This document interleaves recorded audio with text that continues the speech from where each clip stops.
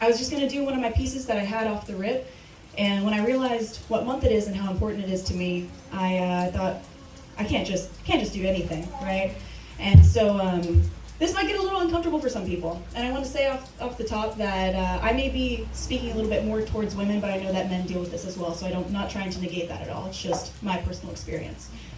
And to start off with that, where are my menstruators at? Woo! Yeah, that's what's up. That's what's up. Ma'am, Deanna, you mind if I ask you when you started your period? Like the first time ever? How old I was? Yeah. I can't remember, but it was the first day of 5th grade. 5th grade? That's pretty young. Cindy, what about you? How old were you? Do you mind me asking? 11. 11's young. Kamisha, how old were you? 10? 10, yeah. Dang, dude. Anyone? 11? 11 years old? 10 years old? 11? 14? Damn, you was lucky. Nice body you got there, ma'am. 11 years old? Anyone else? Yeah, 10 years old? Anyone 10 years old? 10? Yeah, 10's really young to start your period. Yeah, it's really young. I was 9 the day I started bleeding. The day I turned 9, I started bleeding. Yeah, it's a weird thing stepping into womanhood whenever you're not even 10 whole hands yet. My mom held mine in hers and she tried to explain to her child what a tampon is and how to use it for the first time. Did you know that early periods can be a sign of breast cancer?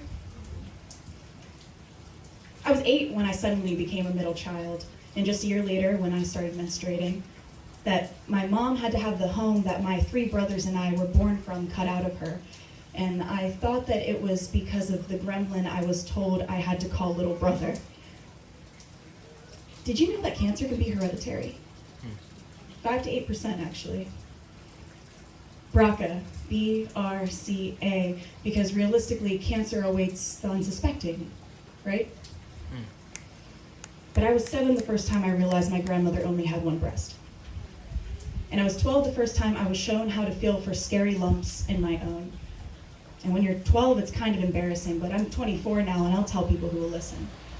I would tell my 12-year-old self to take her Hunger Games fingers and act like my breast was a pie, because I like pie and I take my time with it. And that's what you should do with your body. And you start at the beginning of your chest and you work your way down with the pads of your fingers, feeling for any bumps and lumps. And take this time, give yourself the grace. Learn your body, because not all bumps and lumps are scary. Give your body the time it deserves.